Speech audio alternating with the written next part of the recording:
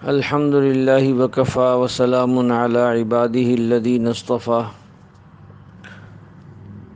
اللہم صلی علی سیدنا و مولانا محمد النبی الامی وعلی آلہ واصحابہ وبارک وسلم تسلیما کثیرا کثیرا۔ میرے معزز خواتین و حضرات، سورۃ مریم میں حضرت مریم اور حضرت عیسیٰ علیہ السلام کے واقعے کے بعد جو سب سے پہلے واقعہ بیان کیا گیا ہے وہ حضرت ابراہیم علیہ السلام اور ان کی تبلیغ کا ہے۔ ارشاد ربانی ہے وَاذْكُرْ فِي الْكِتَابِ ابراہیم اِنَّهُ كَانَ صِدِّيقًا نَبِيًّا۔ کئی آیت تک کئی انبیاء علیہ السلام کا ذکر ہے۔ یہاں سب سے پہلے حضرت ابراہیم علیہ السلام کا ذکر ہے کہ انہوں نے اپنے والد سے بہت ہی محبت سے، بہت ہی ہمدردانہ انداز میں اور عمدہ لہجے میں اللہ کی توحید کی طرف دعوت دی اور بتوں کی پوجا کے نقصانات بتلائے، لیکن والد نے بجائے دعوت قبول کرنے کے الٹا دھمکی دی کہ اگر تم اپنی دعوت سے باز نہ آئے تو میں تمہیں پتھر مار مار کر سنسار کر دوں گا۔ ابراہیم علیہ السلام نے والد سے کہا کہ ٹھیک ہے، میں اپنے رب سے آپ کے لیے دعا کرتا رہوں گا کہ وہ آپ کو معاف کر دے، آپ کی بخشش کر دے۔ لیکن یہ دعا حضرت ابراہیم علیہ السلام نے اس وقت کی تھی جب حضرت ابراہیم علیہ السلام کو یہ علم نہیں تھا کہ میرے والد کو ایمان نصیب نہیں ہوگا اور اس کے مقدر میں ایمان نہیں ہے۔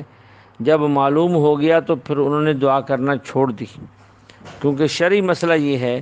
کہ غیر مسلم کے لیے مغفرت کی دعا کرنا جائز نہیں ہے۔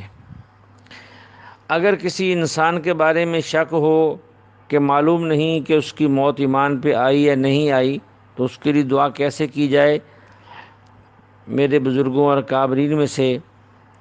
حضرت مولانا محمد یوسف لدھیانوی شہید رحمۃ اللہ علیہ نے ایک سوال کے جواب میں لکھا ہے کہ ایسے موقع پر بندہ یوں دعا کرے کہ یا اللہ، یہ میرا فلاں دوست، فلاں رشتہ دار یا فلاں انسان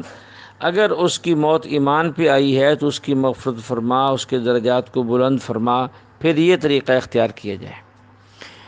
اس کے بعد حضرت موسیٰ علیہ السلام، حضرت ہارون علیہ السلام، حضرت اسماعیل علیہ السلام کا مختصر تذکرہ کرتے ہوئے اللہ تعالیٰ آگے چل کے فرماتے ہیں وَاذْكُرْ فِي الْكِتَابِ إِدْرِيسَ إِنَّهُ كَانَ صِدِّيقًا نَبِيًّا۔ حضرت ادریس کا ذکر ہے علیہ السلام۔ ان کی بعض خصوصیات ایسی ہیں جو مفسرین نے نقل کی ہیں جو شاید اور لوگوں میں نہیں تھی۔ ان کے بارے میں ایک خصوصیت تو یہ لکھی ہے کہ حضرت ادریس علیہ السلام پہلے وہ شخص ہیں جنہوں نے قلم کے ساتھ لکھنا شروع کیا اور اس کا رواج ڈالا، اور دوسری خصوصیت ان کی وہ ہے جنہوں نے سب سے پہلے کپڑے کو سی کر لباس بنانا شروع کیا اور پہننا شروع کیا۔ آپ سے پہلے لوگ جانوروں کے چمڑوں کا لباس پہنا کرتے تھے۔ ایک خصوصیت ان کے بارے میں یہ بھی لکھی ہے کہ انہوں نے سب سے پہلے اسلحہ بنایا کفار سے جہاد کرنے کے لیے، اور ایک خصوصیت یہ بھی لکھی ہے کہ حساب و کتاب کے اندر وہ بہت ماہر تھے۔ بہرحال ان کی کچھ خصوصیات اور بھی ہیں جس کے بارے میں اللہ فرماتے ہیں وَرَفَعْنَاهُ مَكَانًا عَلِيًّا۔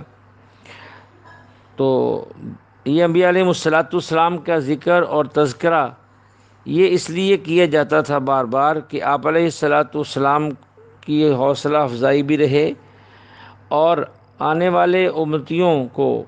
جنہوں نے حضور صلی اللہ علیہ وسلم کے امتی ہونے کے ناطے سے لوگوں کو تبلیغ کرنی ہے، دین کی بات بتانی ہے، لا محالہ اس پر تکلیفیں بھی آئیں گی، تو یہ سارے واقعات بیان کر کے بتلایا جاتا تھا کہ تمہیں بھی انہی کی طرح صبر کرنا ہوگا اور پھر تمہارے لیے بھی آخرت میں بڑے بڑے انعامات ہوں گے۔ اللہ جل شانہ ہمیں انبیاء علیہ السلام کی اتباع کرنے کی توفیق عطا فرمائے اور سارے انسانوں تک رب کے پیغام کو پہنچانے کی توفیق عطا فرمائے۔ بآخر دعوانا ان الحمد للہ رب العالمین۔